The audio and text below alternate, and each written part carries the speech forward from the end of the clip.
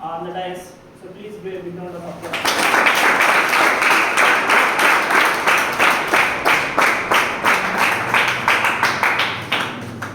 And as well as I'd like to invite our today's guest Rajeshwari Madam to the dais.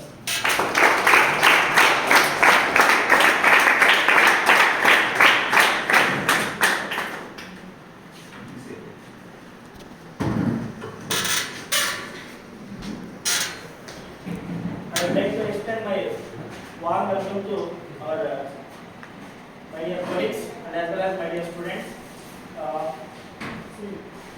Madam will continue many things. Okay, so just listen how they will how they have cracked the NEET exam. So everything Madam is discussing. So please utilize it. Okay. Hi, my name is Rajeshwari. I think I will be familiar with my introduction. And I have been studying in Hubli, that is another college. I have studied there for 2 years, first 2 years ago. And I met sir in second year of PU because first year our chemistry sir was different, and second year I met this sir. Initially I was not okay with the sir because sir's accent was different from mine, because I studied in Kannada accent, English, and sir's Telugu accent was very different from mine. So later I got very close to the sir, and sir used to speak Telugu with me. Then I got very close to the sir, and then our interaction was very good, and learned very much from the sir and the chemistry.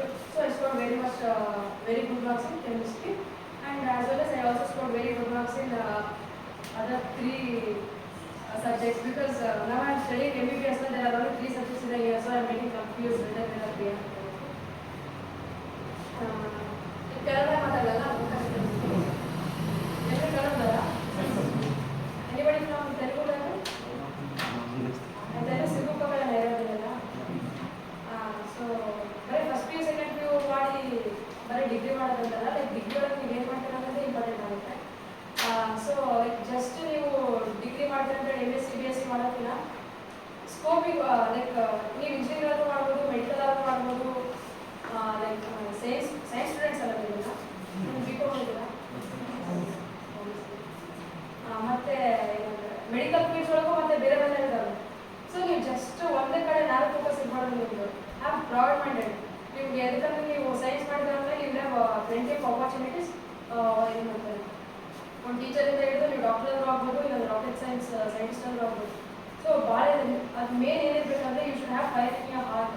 ನಿಮ್ಮ ತಲೆ ಒಳಗಾಗಿ ನಿಮ್ಮದು ಹೃದಯ ಒಳಗೆ ಎಷ್ಟು ಕಿಚ್ಚಿರುತ್ತೆ ಅಷ್ಟು like you will study.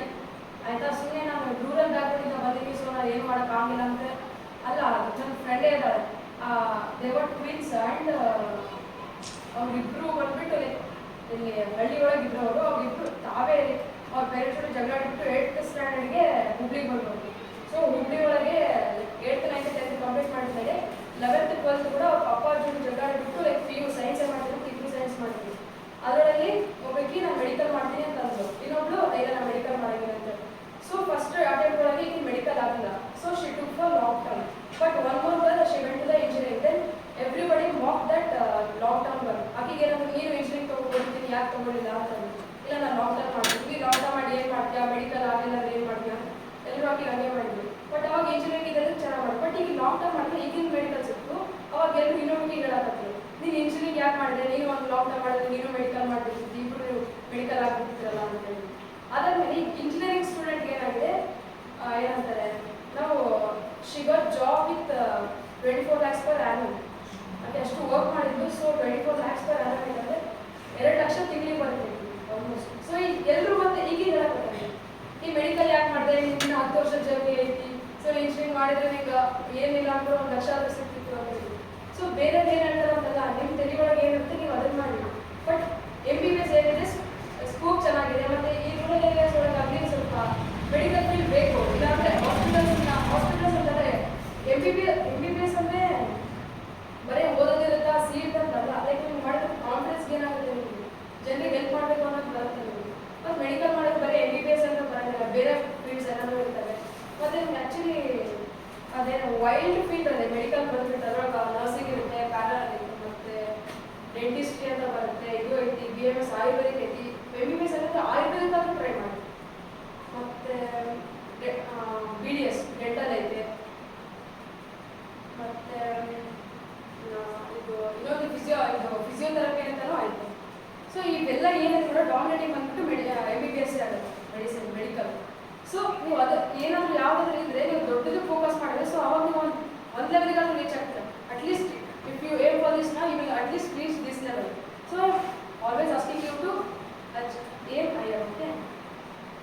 ಈಗ ಏನಾದರೂ ನೀವು ಸೈನ್ಸ್ ಆಗಲಿ ಕೆಮಿಸ್ಟ್ರಿ ಇದಿರುತ್ತೆ. ಸೊ ನೀವು ಕೆಮಿಸ್ಟ್ರಿ ಒಳಗೆ ಏನು ಮಾಡಿದ್ರೆ ಓಕೆ ನಾವು 400 ತೆಗೆದ್ರೆ ಸಾಕು, ಲೈಕ್ ಏನಾದರೂ ಸಿಗುತ್ತೆ, ಸಿ ಇ ಟಿ ಆದರೂ ಬರೀತಿರ್ತೀರ.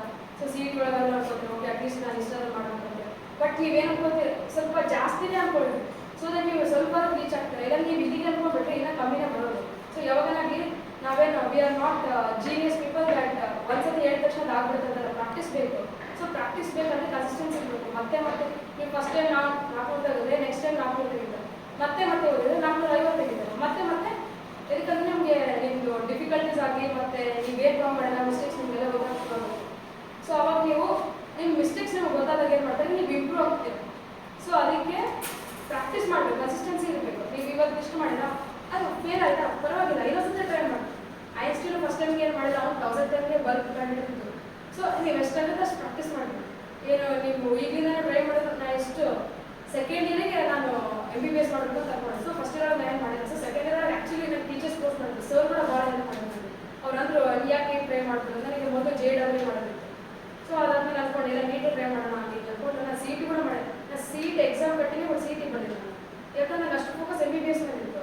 ಸೊ ನಾನು ನೀಟ್ ಎಕ್ಸಾಮ್ಗೆ ಅಷ್ಟು ಸೆಕೆಂಡ್ ಇಯರ್ ಒಳಗಿಂದ ಏನು ಅವತ್ತಿನ ಚಾಪ್ಟರ್ ಆಗ್ತಿತ್ತಲ್ಲ ಅವಾಗ ಹೋಗ್ಬಿಟ್ಟು ಆ ನೀಟ್ ಕ್ವೆಶನ್ಸ್ನ ಸಾಲ್ವ್ ಮಾಡಿದೆ. ಅರ್ಥ ಆಗಲಿಲ್ಲ ಅಂತ ಪರವಾಗಿಲ್ಲ, ಸುಮ್ಮನೆ ಹೋಗಿ ಟ್ರೈ ಮಾಡಿದೆ MCQs. ಸೊ ನಿಮ್ಗೆ ಗೊತ್ತಾಗ್ತಿತ್ತು ಅದು ಓಕೆ ಇದು ಹಿಂಗೆ ಇದ್ದ ಓಕೆ ಅಂತ ಹೇಳಿ. ಅದ್ರಲ್ಲಿ ಫಸ್ಟ್ ಡೇನೇ ಓಕೆ ಒಂದು ಇಷ್ಟು ಮಾಡಿದ್ರೆ ನಿಮ್ಗೆ ಭಾಳ ಸಾಲ್ವ್ ಮಾಡೋಕ್ಕಾಗಲ್ಲ. ಒಂದು 10 ಮಾಡ್ತೀಯ, ನೆಕ್ಸ್ಟ್ ಡೇನೂ 10 ಮಾಡ್ತೀಯ. ನೆಕ್ಸ್ಟ್ ಡೇ ನಿಮ್ಗೆ ಏನಾಗುತ್ತೆ, ನೀನು ಮಾಡಲಿಲ್ಲ ಅಂದ್ರೆ ಕೂಡ ಅಟ್ಲೀಸ್ಟ್ ನೀವು ಒಂದು ಬುಕ್ ಕಡೆ ಕೊಡ್ತೀಯ. ಸೊ ದಟ್ ನೀವು ಡೈಲಿ ಬುಕ್ ಕಡೆ ಕೂಡ ಕಲಿಬೇಕು ಮೊದಲು. ಅದಾದ್ಮೇಲೆ ಅದನ್ನು ಸಾಲ್ವ್ ಮಾಡೋದು ಮೊದಲು, ಅದಾದ್ಮೇಲೆ ಬಂದೇ ಬರುತ್ತೆ. ಸೊ ಏನು ಮಾಡ್ತಿರ್ತೀರ ಅದು ಫೋಕಸ್ ಮಾಡಬೇಕು. ಫೋಕಸ್ ಮಾಡಿದ್ರೆ ನೀವು ಏನಂತಾರೆ ನಿಮ್ಗೆ ಆನ್ಸರ್ಸ್ ತಾನಾಗೆ ಬರುತ್ತೆ. ಮೊದಲು ಅದಾದ್ಮೇಲೆ ಅರ್ಥ ಮಾಡ್ಕೊಂಡು ಏನು ಕ್ವೆಶನ್ಸ್ ಇರುತ್ತಲ್ಲ ಸುಮ್ಮನೆ ನೀವು ಬ್ಯಾಟ್ ಮಾಡೋಕೆ ಹೋಗ್ಬೇಡ್ರಿ. ಅದನ್ನು ಅರ್ಥ ಮಾಡ್ಕೊಂಡು ಹೋದ್ರಿ ನಿಮ್ಗೆ ಅದೊಂದು ಕಾನ್ಸೆಪ್ಟ್ ಗೊತ್ತಾಗ್ಬಿಟ್ರೆ ನಿಮ್ಗೆ ಏನು ಕ್ವೆಶನ್ಸ್ ಏನು ಡಿಫ್ರೆಂಟ್ ಇರೋಂಗಿಲ್ಲ. ನೀವು ಹೆಂಗೆ ರೆಗ್ಯುಲರ್ ಆಗಿ ಬರೀತೀರ ಹಂಗೆ ಇರುತ್ತೆ. ಬಟ್ ಇದ್ರೊಳಗೆ ನಂಬರ್ಸ್ ಇರ್ತಾವೆ, ನಂಬರ್ ಬಿಟ್ಬಿಟ್ಟು ಜಸ್ಟ್ ಫಾರ್ಮುಲಾ ಹೆಂಗಿರುತ್ತೆ ಅಂತ ಹೇಳ್ತಾರೆ ಅವ್ರು ಅಷ್ಟೇ. ನೀವು ಫಾರ್ಮುಲಾ ಪ್ರಿಡಿಕ್ಟ್ ಮಾಡೋದಿರ್ತೈತೆ ಅವ್ರೊಳಗೆ. ಸೊ ಅದನ್ನ ಅರ್ಥ ಮಾಡ್ಕೋಬೇಕು. ಸೊ ನೀವು ನಿಮ್ಗೆ ಏನು ಅಂತ ಅಂದರೆ ಯೂಟ್ಯೂಬ್ ನೋಡಿ, ಯೂಟ್ಯೂಬ್ ಒಳಗೆ ಭಾಳ ಜನ ಹೇಳ್ತಾರೆ. ಸೊ ಅಲ್ಲೇ ಕಾಂಪಿಟೇಷನ್ ಭಾಳ ಇರೋದು. ಸೊ ನಿಮ್ಮ ಜೋಡಿ ಕಾಲೇಜ್ ಒಳಗಿರೋರೆಲ್ಲ ಲಾಂಗ್ ಟರ್ಮ್ ಆಗಿರೋರೇ ಭಾಳ ಏನಂತಾರೆ ಕಾಂಪಿಟ್ ಮಾಡ್ತಿರ್ತಾರೆ. ಅವರು ಮೇನ್ಲಿ ಆನ್ಲೈನ್ ಕೋರ್ಸಸ್ಸೇ ನೋಡೋರು. ಸೊ ಯೂಟ್ಯೂಬ್ಲಿಂದ ನಿಮ್ಗೆ ಭಾಳ ಹೆಲ್ಪ್ ಆಗುತ್ತೆ. ಮತ್ತು ಅವಂತೂ NCERT ಬಿಡೋಕೆ ಹೋಗ್ಬೇಕು.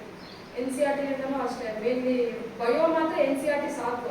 ಅದೆಷ್ಟು ಆಲ್ಮೋಸ್ಟ್ ನಿಮಗೆ ಒಂದು 98% ಕವರ್ ಮಾಡುತ್ತೆ ಬಯೋ ಬಂದ್ಬಿಟ್ಟು.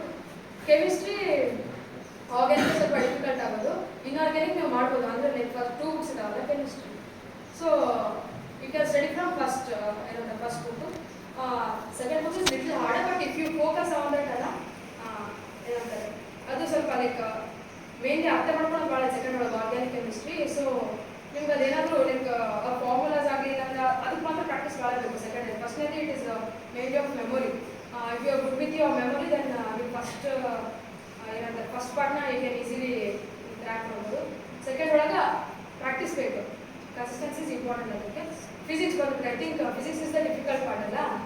ಸೊ ಲೈಕ್ ರೆಗ್ಯುಲರ್ ಆಗಿ ಫಿಸಿಕ್ಸ್ ನಿಮಗೆ ಟಫ್ ಆಗೋದಂದ್ರೆ ಲೈಕ್ ಅದು ಟಫ್ ಆಗೇ ಆಗುತ್ತೆ. ಆಬ್ವಿಯಸ್ಲಿ ಅದ್ರೊಳಗೆ ಪ್ರಾಬ್ಲಮ್ಸ್ ಎಲ್ಲ ಇರ್ತಾವೆ. ಫಿಸಿಕ್ಸಿಗೆ ಮೇನ್ಲಿ ಏನಂದರೆ ನೀವು ಟೆಕ್ಸ್ಟ್ ಬುಕ್ ನೋಡಿ ಮಾಡಬೇಕು. ಟೆಕ್ಸ್ಟ್ ಬುಕ್ ಒಳಗೆ ಒಂದು ಫಾರ್ಮುಲಾ ಬಂದಿರ್ತೈತೆ ಅದರಲ್ಲಿ. ಆ ಫಾರ್ಮುಲಾ ಹೇಳಿರ್ತಾರೆ. ಈ ಫಾರ್ಮುಲಾ ಸುಮ್ಮನೆ ಬಂದಿರೋಂಗಿಲ್ಲ, ಲೈಕ್ ಅದು ಡಿರೈವ್ ಆಗಿರೋಂಗಿಲ್ಲ. ಫಸ್ಟ್ ಒಂದು ಸೆಂಟೆನ್ಸ್ನಿಂದ ಹೇಳ್ಬಿಟ್ಟು ಇಂಟ್ರೊಡಕ್ಷನ್ ಇಟ್ಬಿಟ್ಟು ಹೇಳಿರ್ತಾರೆ ಅವರು let it be a velocity, V for velocity ಅಂತ ಹೇಳಿರ್ತಾರೆ. ಅದನ್ನು ಯಾಕೆ ತಂದಿರ್ತಾರೆ ಅವರು, A ಫಾರ್ ಆಕ್ಸಲರೇಷನ್ ಆಗಲಿ ಆಮೇಲೆ ಯಾಕೆ ತಂದಿರ್ತಾರೆ ಅದ್ರ ರೀಸನ್ ಇರುತ್ತೆ. ಸೊ ಅವ್ರು ಡಿರೈವೇಷನ್ ಕೊಟ್ಟಿರ್ತಾರೆ. ಸೊ ಇದು ಕ್ವೆಶ್ಚನ್ ಪೇಪರ್ಗೂ ಅಷ್ಟೇ ಅವ್ರು ನಮ್ಗೆ ಡಿರೈವ್ ಮಾಡೋದೇ ಹೇಳೋದು. ಅವರೇ ನಂಬರ್ಸ್ ಕೊಟ್ಬಿಟ್ಟು ಕ್ಯಾಲ್ಕುಲೇಟ್ ಮಾಡೋದು ಏನು ಹೇಳೋದಿಲ್ಲ. ಕ್ಯಾಲ್ಕುಲೇಷನ್ ಎಲ್ಲ ಬಂದುಬಿಟ್ಟು ಇದಕ್ಕೆ ಕೇಳೋದು ಮೇನ್ಲಿ ಥಿಯರಿ ಎಕ್ಸಾಮ್ಸ್ಗೆ. ಸೊ ನೀಟಿಗೆ ಮೇನ್ ಏನಂದ್ರೆ ನೀವು ಹೆಂಗೋ ಫಾರ್ಮುಲಾ ಡಿರೈವ್ ಮಾಡ್ತೀವಿ ಅನ್ನೋದು ಬೇಕು ಅವರಿಗೆ. ಯಾಕಂದರೆ ನಿನ್ನ ಕೆಳಗೆ ಕೆಲಸ ಮಾಡೋಕ್ಕೆ ಭಾಳ ಜನ ಸಿಗ್ತಾರೆ, ಬಟ್ ನೀನು ಬಾಸ್ ಆಗಿರಬೇಕು. ಆದರೆ ನಿನಗೆ ಮೈಂಡ್ ಇರಬೇಕು. ನೀನು ಫಾರ್ಮುಲಾ ಮಾಡಿ ಕೊಡಬೇಕು ಅಷ್ಟೇ. ಫಾರ್ಮುಲಾದಿಂದ ಬೇರೆ ಯಾರು ಕ್ಯಾಲ್ಕುಲೇಟ್ ಮಾಡ್ತೀವಿ. ಸೊ ನೀವು ಫಾರ್ಮುಲಾ ಮಾಡೋದು ಕೆಪಾಸಿಟಿ ಇದೆಲ್ಲ ಚೆಕ್ ಮಾಡುತ್ತೆ ನೀವು. ಸೊ ನೀನಾಗಿ ಏನಾದರೂ ಒಂದು ಸಿಚುವೇಶನ್ ಕೊಟ್ಟರೆ ನೀವು ಫಾರ್ಮುಲಾ ಅಂತ ಇದೆ ಅದನ್ನು ನೀವು ಹೆಂಗೆ ಆ ಸಿಚುವೇಶನ್ ನೀನು ಫೇಸ್ ಮಾಡ್ತೀವಿ ಅನ್ನೋದು ಇಂಪಾರ್ಟೆಂಟ್ ಆಗುತ್ತೆ. ನೀವು ಒಂದ್ಸತಿ ಫೇಸ್ ಮಾಡಿದ್ಮೇಲೆ ಎಲ್ಲರೂ ಅದೇ ಸಿಚುವೇಶನ್ ಕೊಟ್ಟರೆ ಫೇಸ್ ಮಾಡೋದು ಈಸಿ ಇರುತ್ತೆ. ಬಟ್ ಫಸ್ಟ್ ಟೈಮ್ ನೀವು ಏನು ಮಾಡ್ತೀವಿ ಅನ್ನೋದು ಇಂಪಾರ್ಟೆಂಟ್ ಆಗುತ್ತೆ. ಸೊ ನಿನಗೆ ಅದು ಐಡಿಯಾ ಇರಬೇಕು. ಫಿಸಿಕ್ಸ್ ಮೇಲೆ ಮಾಡ್ಬೇಕಂದ್ರೆ ನಿಮ್ಗೆ ಅಂಡರ್ಸ್ಟ್ಯಾಂಡಿಂಗ್ ಇರಬೇಕಲ್ಲ ಮೇನ್ಲಿ. ಬಟ್ ನಾನು ಫಿಸಿಕ್ಸ್ ಮಾತ್ರ ಲೈಕ್ ನಾನು ಅದನ್ನು ಭಾಳ ಸಾಲ್ವ್ ಮಾಡಿದ್ದೆ. ನಾನು ಬಯೋ ಲಾಸ್ಟಿಗೆ ಓದಿದ್ದೆ. ಫಿಸಿಕ್ಸ್ ಆಗಲಿ ಕೆಮಿಸ್ಟ್ರಿ ಆಗಲಿ ಕನ್ಸಿಸ್ಟೆನ್ಸಾಗಿ ನಾನು ಸಾಲ್ವ್ ಮಾಡ್ಕೊತಾನೆ ಇದೆ. ಫಿಸಿಕ್ಸ್ ಬರಲಿಲ್ಲ ಅಂತ ಹೇಳ್ತಿದ್ದೆ, ಯೂಟ್ಯೂಬ್ ವಿಡಿಯೋಸ್ ನೋಡ್ತಿದ್ದೆ. ಹಾಸ್ಟೆಲ್ ಇದ್ದೆ ನಾನು. So I was not accessible with the mobile phones. So ನಾನು whenever I use to go home I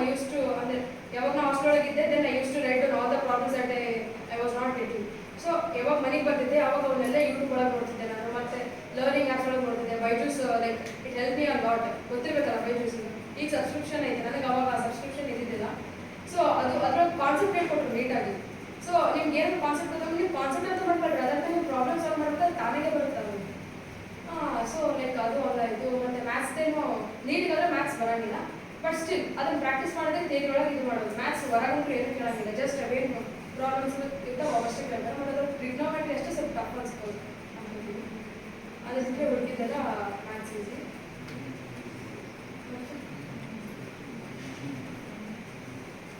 books ಏನಾದರೂ ಓದಬೇಕಾದ್ರೆ NCERT ಮೇನ್ ಓದಿ. ಕೆಮಿಸ್ಟ್ರಿ ಮತ್ತು ಬಯಾಲಜಿಗೆ NCERTನೇ ಓದಿ. ಮತ್ತು ಈಗ ನಿಮ್ಗೆ ಏನೇನೈತಿ ಈಗಲಿಂದಲೇ ಸೆಟ್ ಮಾಡ್ಕೊಂಡು, ನಾನು ಸುಮ್ಮನೆ ಡಿಗ್ರಿ ಮಾಡಬೇಕು ಅಂತಾನೆ ನೀವು ಯಾವ ಡಿಗ್ರಿ ಮಾಡ್ತೀವಿ ಅಂದ್ಕೊಂಡು ಈಗಲಿಂದಲೇ ಥಿಂಕ್ ಮಾಡಬೇಕು. ಯಾಕಂದರೆ ನೀವು 1 ವರ್ಷ ಟೈಮ್ ಇಲ್ಲ. ಸೆಕೆಂಡ್ PU ಇದ್ರೆ ಯಾವಾಗ ಎಕ್ಸಾಮ್ಸ್? ಮಾರ್ಚ್ ಅಲ್ಲ. ಸೊ 3-4 ಮಂತ್ಸ್ ಈಗ ಐತಿ, ಈಗಿಂದ ಟ್ರೈ ಮಾಡ್ಬೋದು. ನಿಮ್ಗೆ ಈಗ ಆಗಲಿಲ್ಲ ಅಂದರೆ ಲಾಂಗ್ ಟರ್ಮಿಗಾದರೂ ಹೋಗ್ಬೋದು. ಬಟ್ ಫೋಕಸ್ ಏನೈತಲ್ಲ, ಏಮ್ ಐ ಆಲ್ವೇಸ್ ಈಗಲೇ ಮಾಡ್ಕೊಡ್ಬಿಡ್ರಿ. ಯಾಕಂದರೆ ಈಗ ಕಾಂಪಿಟೇಷನ್ ಈಗಲೇ ಮಾಡಿದ್ವಿ. ಈಗ BSc MSc ಅವರಿಗೆಲ್ಲ MBBS ಮಾಡಿದ್ರೆ ನಾವೇ ಮನೇಲಿ ಕೊಡೋದು. ಸೊ ನಮಗೆ ಅಷ್ಟು ಕಾಂಪಿಟೇಷನ್ ಐತಿ. ಜಸ್ಟ್ BSc MSc ಮಾಡ್ತಲ್ಲ, ಮತ್ತು ಇದು ರೂರಲ್ ಇದ್ದಿದ್ದು ಬರ್ತಾ ಬರ್ತಾ ಅವನ್ನ ಕನ್ವರ್ಟ್ ಆಗುತ್ತೆ. ಸೊ ಅದಕ್ಕೆ ಏನಾದ್ರು ಮಾಡಿದ್ರೆ ಸ್ವಲ್ಪ ದೊಡ್ಡದಾಗೆ ಮಾಡಿದ್ರೆ ಸೊ ಅವಾಗಾದ್ರೂ ಒಂದು ರೇಂಜಿಗೆ ಬಂದಿರ್ತೀವಿ. ಇಲ್ಲಾಂದರೆ ಕಾಂಪಿಟೇಷನ್, ಯಾಕಂದರೆ ಇದು ಈಗ ಸ್ಟಡಿ ಮಾಡಬೇಕಾದ್ರೆ ಮುಂದೆ ಸ್ಟಡಿ ಮಾಡೋಕ್ಕಾಗಲಿಲ್ಲ. ಮುಂದೆ ಏನಿದ್ರೆ ಅರ್ನಿಂಗ್ ಕಾಂಪಿಟೇಷನ್ ಆಗುತ್ತೆ. ಸೊ ಅದಕ್ಕಿಂತ ಸ್ಟಡಿ ಮಾಡಬೇಕಾದ್ರೆ ಸ್ವಲ್ಪ ಕಾಂಪಿಟೇಷನ್ ಕಮ್ಮಿ ಇರುತ್ತೆ. ಯಾಕಂದರೆ ಅರ್ನಿಂಗ್ ಬಂದ್ಬಿಟ್ಟು ಓಲ್ಡ್ ಏಜ್ ಗ್ರೂಪ್ ಥರನೇ ಇರುತ್ತೆ, ಬಟ್ ಸ್ಟಡಿ ಮಾಡೋದು ಕಮ್ಮಿ ಇರುತ್ತೆ. ಸೊ ಈ ಮತ್ತೆ ಕಾನ್ಸಂಟ್ರೇಷನ್ ಯಾವಾಗ ಆಗಲಿ ಈಗ ಇರೋದು. ಆಸ್ ಏಜ್ ಇನ್ಕ್ರೀಸಸ್ ಅಲ್ಲ, ಕಾನ್ಸಂಟ್ರೇಷನ್ ಡಿಕ್ರೀಸಸ್ ಅಂತ. ಬಿಕಾಸ್ ಲೈಫ್ ಪ್ರಾಬ್ಲಮ್ಸ್ ಕೂಡ ಅವಾಗ ಬರೋಕ್ಕೆ ಶುರು ಆಗ್ತವೆ. ಇವಾಗ main focus is only education. So ಇದಷ್ಟೇ ಮಾಡೋದಿಲ್ಲ. ಮುಂದೆ ಅದಾದಮೇಲೆ ಪಾರ್ಟ್ನರ್ ಬರೋದಾಗಲಿ, ಮುಂದೆ ನಿಮ್ಮ life situations are different. So ಅವಾಗ ಬೇರೆದೆಲ್ಲ ಬರುತ್ತೆ. ಸೊ ಈಗ ಎಜುಕೇಷನ್ ಅಷ್ಟೇ ಇರುತ್ತೆ. ಸೊ ಅದ್ರ ಮೇಲೆ ಫೋಕಸ್ ಮಾಡಬೇಕು, ಬೇರೆದೆಲ್ಲ ಬಿಡಬೇಕು. ಮೇನ್ಲಿ ಒಂದು 25 ಥರ ಆದರೂ ಮೇನ್ಲಿ ನಿಮ್ಮ ಫೋಕಸ್ ಎಜುಕೇಷನ್ ಮೇಲೆ ಇರಬೇಕು. So that if you build early ಅಲ್ಲ, ನಿಮ್ಗೆ ಅದಾದಮೇಲೆ ಅದ್ರ ಮೇಲೆ ಫೌಂಡೇಶನ್ ಬೇಸಾಗಿ ಅರ್ಲಿಯಾಗಿ ಚೆನ್ನಾಗಿ ಕುಂತ್ರೆ ಅದ್ರ ಮೇಲೆ ಕಟ್ಟಡ ನೀವು ಎಷ್ಟು ದೊಡ್ಡದಾದ್ರೂ ಕಟ್ಬೋದು. ಸೊ ಬೇಸ್ ಚೆನ್ನಾಗಿದೆ ಅಂತ ಇದ್ರೊಳಗಾದ್ರೂ ಆಗಿ CET ಆದರೂ ಮಾಡಬೇಕು. ಸೊ ನೀವೇನು ಡಿಗ್ರಿ ಮಾಡ್ತೀರಾ ಆ ಡಿಗ್ರಿಲಿಂದ ನಿಮ್ಗೆ ವೈಡ್ ಫೋಕಸ್ ಇರಬೇಕು, ಸ್ಕೋಪ್ ಎಲ್ಲ ಚೆನ್ನಾಗಿರಬೇಕು ಅಂತ ಹೇಳೋದು. ಮೆಡಿಕಲ್ ಮಾಡಿದ್ರೆ ನೀವು ಪ್ಲೆಂಟಿ ಏನಂತ, ನೀವು ಅದಾದ್ಮೇಲೆ UPSC ಮಾಡಿದ್ರು ಅಷ್ಟೇ. ನೀವು ಮೆಡಿಕಲ್ ಮಾಡಿ UPSC ಮಾಡಿದ್ರಂತೂ ಲೈಕ್ ಪ್ರಿಯಾರಿಟೀಸ್ ಚೇಂಜ್ ಆಗ್ತಾವೆ. ಮತ್ತು ಅಲ್ಲಿ ಏನಂತಾರ ಅಲ್ಲಿ ತೊಗೊಳೋದು ಕೂಡ ಅಷ್ಟೇ. ಮತ್ತು ಮೆಡಿಕಲ್ ತಗೋತಾರೆ, ಯಾಕಂದರೆ UPSC ಒಳಗೆ ಒಂದು ಆಪ್ಷನಲ್ ಸಬ್ಜೆಕ್ಟ್ ಯಾವುದಾದ್ರೂ ತೊಗೋಬೇಕು. ಆರ್ಟ್ಸಲ್ಲಿದ್ದವ್ರು ಬೇರೆ ತೊಗೋತಾರೆ, ಮೆಡಿಕಲ್ ಲೈಕ್ ಅದ್ರಾಗ ಒಂದು ಆಪ್ಷನಲ್ ಸಬ್ಜೆಕ್ಟ್ ಇರುತ್ತೆ, ಅದ್ರೊಳಗೆ ಮೆಡಿಕಲ್ ಒಂದು ಇರುತ್ತೆ. ನೀವು ಮೆಡಿಕಲ್ ಮಾಡ್ತಿರಲಿಲ್ಲ, ಸೊ ನೀವು ಬೇರೆ ಓದೋದು ಬೇಕಿರೋಂಗಿಲ್ಲ. ನೀವು ಅವಾಗ ಆಪ್ಷನಲ್ ಒಳಗೆ ಲೈಕ್ ಇದು ಮೆಡಿಕಲ್ ಮಾಡಿಬಿಟ್ಟು ಅದು UPSC ಸ್ವಲ್ಪ ಬೇರೆ ಸಬ್ಜೆಕ್ಟ್ಸ್ ಇರ್ತಾವೆ, ಅವು ನಿಮ್ಗೆ ಆಪ್ಷನಲ್ ಮಾಡೋದೇ ಬೇಕಿರೋಂಗಿಲ್ಲ. ಇಲ್ಲ ಸಪ್ರೇಟಾಗಿ ಓದೋದು ಓದಬೇಕಾಗುತ್ತೆ. ಅದು ಓದೋದು ಬರೋಂಗೆ ಜರೂರತೆ ಇರೋಂಗಿಲ್ಲ. ಮತ್ತು ಅವಾಗ ಮೆಡಿಕಲ್ ಬ್ಯಾಕ್ಗ್ರೌಂಡ್ ಇತ್ತು ಗೊತ್ತಾದರೆ ಮೆಡಿಕಲ್ ಆಫೀಸರಲ್ಲಿ ಆಗೋ ಚಾನ್ಸಸ್ ಇರ್ತಾವೆ. ಅದರಲ್ಲಿ ಜಸ್ಟ್ UPSC ಏನು ಮಾಡೋಕ್ಕಿಲ್ಲ, ಮುಂಚೆ ಡಿಗ್ರಿ ಮಾಡಬೇಕು. ಸೊ ಯಾವ ಡಿಗ್ರಿ ಮಾಡ್ತೀರ ಅನ್ನೋದು ಇಂಪಾರ್ಟೆಂಟ್ ಆಗುತ್ತೆ. ಸೊ ಎಲ್ಲದಕ್ಕೂ ಮೆಡಿಕಲ್ ಫೀಲ್ಡ್ ಇಂಪಾರ್ಟೆಂಟ್ ಆಗುತ್ತೆ. ಮತ್ತು ನೀವು ನೀಟ್ ಮಾಡಿದರೆ ಆ್ಯಕ್ಚುಲಿ ಭಾಳ ಫೋಕಸ್ ಇದೆ. ನೀಟ್ ಮಾಡಿದ್ರೆ ನಿಮಗೆ MBBS ಸೀಟ್ ಸಿಗುತ್ತೆ, ಡೆಂಟಿಸ್ಟ್ರಿ ಸಿಗುತ್ತೆ, ಲೈಕ್ BDS ಆಗಲಿ, ಮತ್ತು ವೆಟರ್ನರಿ ಕೂಡ ಸಿಗುತ್ತೆ, BAMS ಸಿಗುತ್ತಾ. ಬಟ್ MBBS ಮಾಡ್ತೀನಿ ಅಂದರೆ ಏನು ಮಾಡಬೇಕು, 500 ಮೇಲೆ ಫೋಕಸ್ ಇರಬೇಕು. ಯಾಕಂದರೆ HK ರೀಜನ್ ಆಗುತ್ತೆ, ಅದೊಂದು ಅಡ್ವಾಂಟೇಜ್. ಮತ್ತು ನೀವು ಪೀಪಲ್ ಬಂದುಬಿಟ್ಟು you belong to rural region ಅಲ್ಲ. ಸೊ ರೂರಲ್ ರೀಜನ್ನಿಂದ ಅದೊಂದು ಕೋಟ ಇರುತ್ತೆ. ಮತ್ತು HK ಒಂದು ಇದೊಂದು, ಮತ್ತು ಕಾಸ್ಟ್ ಇದೊಂದು ಬರುತ್ತೆ, SC ST ಇದೆ, ಅದೊಂದು advantage. So if you rank these many ಏನಂತಾರೆ ಅಪಾರ್ಚುನಿಟೀಸ್ ಎಲ್ಲ ಯಾಕೆ ಬಿಡ್ತೀರಾ? ಯಾಕಂದರೆ ಇದು ನೀವು ಏನಂತಾರೆ ಜಸ್ಟ್ ಫುಲ್ಫಿಲ್ ದೀಸ್ ಅಪಾರ್ಚುನಿಟೀಸೇ ಅಲ್ಲ ಅವೆಲ್ಲ ಬಂದಿರೋದು. ಲೈಕ್ ನಿಮ್ಮ ಕೋಟರ್ಸ್ ಎಲ್ಲ ಕೊಟ್ಟಿರೋದು. ಸೊ ಅದನ್ನು ಯೂಸ್ ಮಾಡ್ಕೊಡ್ರಿ, ಸುಮ್ಮನೆ ಬಿಡೋಕೆ ಹೋಗ್ಬೇಡ್ರಿ. ನೀವು ಬಿಟ್ಟರೆ ಬೇರೆಯವ್ರನ್ನ ತಗೋತಾರೆ. ಅವೆಲ್ಲ ಸೀಟ್ಸ್ ಅಂತೂ ಇದ್ದಿದ್ದೆ, ನೀವು ಬಿಟ್ಟರೆ ನಿಮ್ಮ ಪ್ಲೇಸಿಗೆ ಬೇರೆಯವ್ರು ಬರ್ತಾರೆ ಅಷ್ಟೇ. ಸೊ ಅದನ್ನು ಬೇರೆಯವ್ರಿಗೆ ಯಾಕೆ ಕೊಡ್ತೀರಾ, ನೀವೇ ಮಾಡಿ ಅಂತ ಹೇಳೋದು. ಮತ್ತು ನಿಮ್ಗೆ ಏನಾದರೂ ಡೌಟ್ಸ್ ಇದ್ರೆ like related to your academics but not the doubts ಹಂಗಲ್ಲ. ಲೈಕ್ ಔಟ್ ಟು ಏಮ್ ಆಗಲಿ, ಲೈಕ್ ಔಟ್ ಟು ಫೋಕಸ್ ಅಂತಲೇ ಹೇಳ್ಕೊಡ್ತೀನಿ. Like I don't know how to solve problems. ನಾನು ಬಂದ್ಬಿಟ್ಟು like 4th year medical, like 4th year MBBS ಬಾಗಲಕೋಟಲ್ಲಿ SH medical college ಅಂತ ಅಂದ್ಬಿಟ್ಟು next year internship ಇರುತ್ತೆ. ಲೈಕ್ ನಂದು ಫೈನಲ್ ಎಕ್ಸಾಮ್ಸ್ ಇರೋದು. ಅದು ಅಂದರೆ ಮೆಡಿಸಿನ್ ಲೈಕ್ MBBS ಮುಗಿಯುತ್ತೆ. ಮತ್ತು ಅದಾದಮೇಲೆ ಮತ್ತೆ ನಾವು ನೀಟ್ PG ಬರೀತೀವಿ. ಸೊ ನೀಟ್ PG ಬರೆದ್ಮೇಲೆ ಅದಕ್ಕೆ ಏನಂತಲ್ಲ MD ಆಗುತ್ತೆ ಅವಾಗ. ಸೊ MBBS ಬರ್ತೀವಲ್ಲ, MBBS ಬಂದಮೇಲೆ ಏನೋ ಕಷ್ಟ ಜಾಸ್ತಿ ಇರುತ್ತೆ. ಇದು ಜಸ್ಟ್ ಒಂದು ಸಣ್ಣದಷ್ಟೇ. ನೀಟ್ ಇಲ್ಲಿಂದ ಇಲ್ಲಿ ನೀವು PU ಒಳಗಿದ್ದೀರಾ, ಇಲ್ಲಿ ನೀಟ್ ಇದು ಒಂಥರ ಸಣ್ಣ ಗೇಟ್ ಇದ್ದಂಗೆ. ಇಲ್ಲಿ MBBS ನೀವು ಎಂಟ್ರ್ ಆಗ್ತೀರಾ, ಇಲ್ಲಿ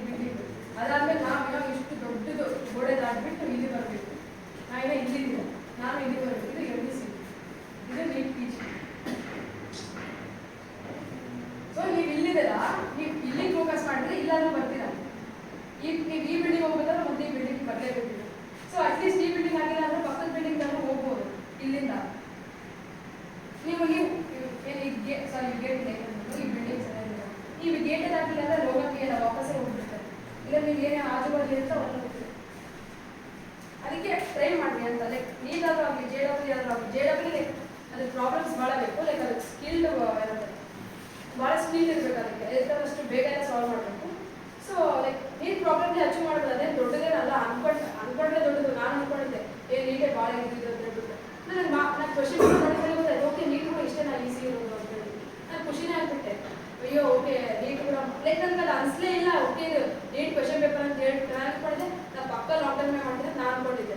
ಅದಾದ್ಮೇಲೆ ನೋಡ್ಬಿಟ್ಟು ನಾನು ಫಸ್ಟ್ ಅಟೆಂಪ್ಟ್ಗೆ ಸಿಕ್ಕಿದ್ರೆ ನನಗೆ ಅನಿಸ್ತಾ ಇಷ್ಟೇ ನಾನು ನೀಟ್ ಏನು ಮಾಡಿಲ್ಲ ಅಂತ ಹೇಳಿ. ಸೊ ಏನಿಲ್ಲ, ನೀವು ಬಯಾಲಜಿ ಭಾಳ ಫೋಕಸ್ ಮಾಡ್ತೀನಿ. ನಿಮ್ಗೆ ಅಲ್ಲೇ ಹಾಫ್ ಆಫ್ ದ ಮಾರ್ಕ್ಸ್ ಬಂದ್ಬಿಟ್ಟು ನಿಮ್ಗೆ ಬಯಾಲಜಿ ಒಳಗೆ ಇರೋದು. So if you score almost 360ಗೆ ಒಂದು ಲೈಕ್ 300 ತನಕ ತೊಗೊಂಡ್ಬಂದ್ರೆ you can score at least 115 other 2 subjects. So chemistry ಅಂತ ಓದಿರ್ತೀರ, ಲೈಕ್ ಓದಿಲ್ಲ ಅಂದ್ರೆ ಓದಬೇಕು. ಯಾಕಂದ್ರೆ ಬೇರೆ ಲೈಕ್ ಚಾನ್ಸ್ ಇಲ್ಲ. ಇದು ಅದು ಮಾಡಿ ನಾನು ಸೈನ್ಸ್ ಮಾಡಿ ನನಗೆ ಇಷ್ಟೇ ರಿಸ್ಕ್ ಮಾಡಿಲ್ಲ, ಆರ್ಟ್ಸ್ ಕಾಮರ್ಸ್ ಬಿಟ್ಬಿಟ್ಟು ಆಮೇಲೆ ಬೇರೆ ಮಾಡೋಕ್ಕೆ ನಾನು ಯಾಕೆ MBBS ಮಾಡಬೇಕು. ಇಂಜಿನಿಯರಿಂಗ್ ಮಾಡಿದ್ರೆ ಮತ್ತೆ ನೀವು ಬೇರೆ ಕಡೆ ವರ್ಕ್ ಮಾಡಬೇಕು, ಇಲ್ಲಾಂದ್ರೆ ಮತ್ತೆ ನೀವು ಬೆಂಗಳೂರಿಗೆ ಹೋಗ್ಬೇಕು. ಇಲ್ಲಿ ಮತ್ತೆ ಇಲ್ಲಿ ಇನ್ಸ್ಟಿಟ್ಯೂಷನ್ ಸೆಟಪ್ ಆಗೋದಾಗಲಿ ಸ್ಟಾರ್ಟಪ್ಸ್ ಎಲ್ಲ ಶುರು ಆಗೋದು ಇಲ್ಲಿ ಕಮ್ಮಿ. ಸೊ ನೀವು ರೂರಲ್ಗೆ ಇದ್ಬಿಟ್ಟು ಏನಾದ್ರು ಮಾಡ್ಬೋದು ಅಂದರೆ ಮೆಡಿಕಲ್ ಫೀಲ್ಡ್ ಒಳಗೆ ಅಷ್ಟೇ. ಮತ್ತೆ ನೀವು ಸಿಟಿಸಿಗೆ ಹೋದಂಗೆಲ್ಲ ಅಮೌಂಟ್ ಜಾಸ್ತಿ ಆಗುತ್ತೆ ಬೇರೆ ಕಡೆ, ಬಟ್ ಇರೋ ನೀವು ರೂರಲ್ಲಿಗೆ ಬಂದಂಗೆಲ್ಲ ಜಾಸ್ತಿ ಆಗುತ್ತೆ ಮೆಡಿಕಲ್. ಸೊ ದಟ್ ನೀವು ನಿಮ್ಮ ರಿಲೇಟಿವ್ಸ್ ವಿಡಿಯೋದಾಗ ಇರ್ಬೋದು, ಲೈಕ್ ಇರೋದು ನೆಕ್ಸ್ಟ್. ಬಟ್ ನೀವು ಏನು ಮಾಡ್ತೀವಿ ನಮ್ಮ ಮನಸ್ಸಿಗೆ ನೆಮ್ಮದಿ ಇರುತ್ತೆ. ಬಟ್ ಹಂಗಂತ ಹೇಳ್ಬಿಟ್ಟು MBBS ಭಾಳ ಹೆಕ್ಟಿಕ್ ಇರ್ತೀವಿ ಹಂಗಂತಲ್ಲ. ಬಟ್ ನೀವು ಯಾವಾಗ ಒಂದು ನೀಟ್ ಕ್ರ್ಯಾಕ್ ಮಾಡ್ತಿಲ್ಲ ನಿಮ್ಗೆ ಒಂಥರ ಅದು ಏನಂತಾರೆ ಕಾನ್ಫಿಡೆನ್ಸ್ ಇರೋದಕ್ಕೆ ಏನಾಗುತ್ತೆ. ಓಕೆ ಅಟ್ಲೀಸ್ಟ್ ನಾವು ಒಂದು ಎಂಟ್ರೆನ್ಸ್ ಎಕ್ಸಾಮ್ನ ಕ್ರ್ಯಾಕ್ ಮಾಡಿದೆ, ಸೊ ಇದೇ ಕ್ರ್ಯಾಕ್ ಮಾಡಿದ್ರೆ ಆಮೇಲೆ ಮುಂದಕ್ಕೆ ಬೇರೆ ಕ್ರ್ಯಾಕ್ ಮಾಡೋಕ್ಕಾಗಿಲ್ಲ ಅಂತ ಹೇಳಿ. ಸೊ ನಿಮ್ಗೆ ಕಾನ್ಫಿಡೆನ್ಸ್ ಇರುತ್ತೆ. ನೀವು ಇದೇ ಮಾಡಲಿಲ್ಲ ಅಂದರೆ ನೀವು ಮುಂದೆ ಏನಾದ್ರು ಎಂಟ್ರೆನ್ಸ್ ಎಕ್ಸಾಮ್ ಇದೆ ಅವಾಗ ನೀವು ಡಿಫಿಕಲ್ಟ್ ಅನಿಸುತ್ತೆ.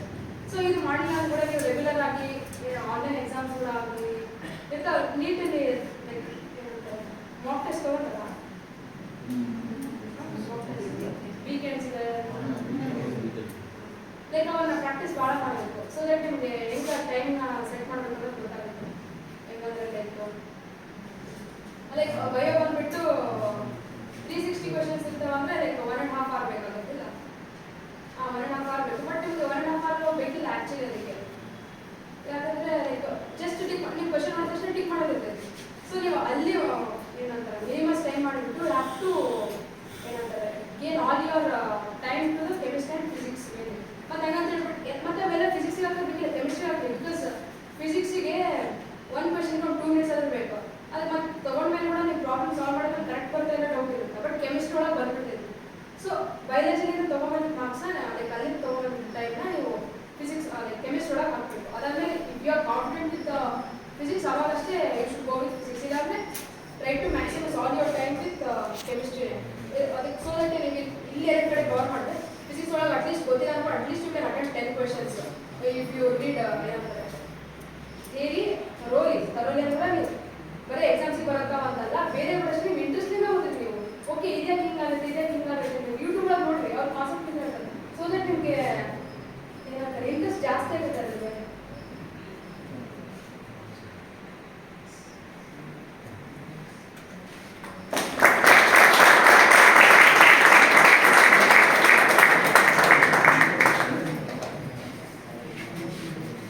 If you have any doubt about concerned NEET, okay, for subject purpose or biology, okay, how to attempt the questions, how to kill the questions. If you any doubt, for example, those who are concentrated on the NEET exam or CET exam also, you can ask her. ಸುಮ್ಮನೆ ಹುಡುಕಿ ಏನಿಲ್ಲ ನಾನು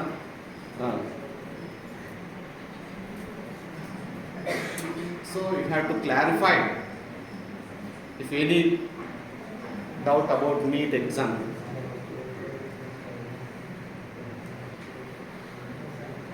ಏನು doubt ಇಲ್ಲಪ್ಪ? ಏನಮ್ಮ? You have no doubts. ಏನಾದ್ರು doubts ಇದ್ರೆ ಕೇಳಬೇಕು. ಬಿಕಾಸ್ ಈಗ ನಮ್ಮ ಸ್ಟೇಜ್ ಇದೆ ಕ್ಲಾಸ್ ಯಾರೇನಿಲ್ಲಮ್ಮ, ಎಲ್ಲರೂ ನಮ್ಮವರೇಗದಪ್ಪ. ಹಾಂ ಇಲ್ಲಾಂದ್ರೆ ನಿಮ್ಮ ಓದಿದ್ದಾರೆ ಅಲ್ಲಿ ಮೆಡಿಕಲ್ಗೆ ಹೋದ್ಮೇಲೆ ಬೇರೆ ಬೇರೆ ಕಡೆಯಿಂದ ಬರ್ತಾರೆ ಅವಾಗ ನೀವು ಇಲ್ಲೇ ಮಾತಾಡಲಿಲ್ಲ ಅಂದ್ರೆ ಅಲ್ಲಿ ಮಾಡೋಕ್ಕಾಗಲಿಲ್ಲ. ಹಾಂ ಸೊ ಏನು ಆಪರ್ಚುನಿಟಿ ಸಿಗುತ್ತೆ ಅದನ್ನು ಯೂಸ್ ಮಾಡ್ತಾರೆ. Stand up anyone. ಲೈಕ್ ಯಾರಿಗೆ meet ಮಾಡೋದೈತಿ Raise your hands. How many members are interested for NEET and MBBS or BAMS, BDS? Huh? At least medical field ಯಾವುದಾದ್ರೂ ಹಾಂ Ayurveda dentistry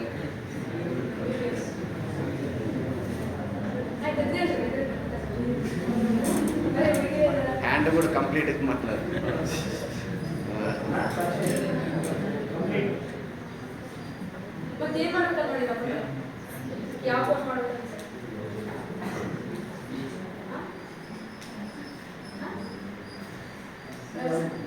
stand up and Oscar ನಾನು ಏನು ಬರಲಿಲ್ಲ any doubt. So every one clarify about ನಿಂತ like neat pattern ಗೊತ್ತಿರಬೇಕು neat pattern ನನಗೆ ಎಷ್ಟು like biology 45 ಎಷ್ಟು ಕ್ವಶನ್ಸ್ ಅವ 180. questions. Now 15. In your batch 45 only. From 2021 onwards, 22 onwards. So the question paper pattern has been changed from 45 to 50. They will give 15 questions. So you have 50 questions, you have that 45. Okay. So for physics, chemistry,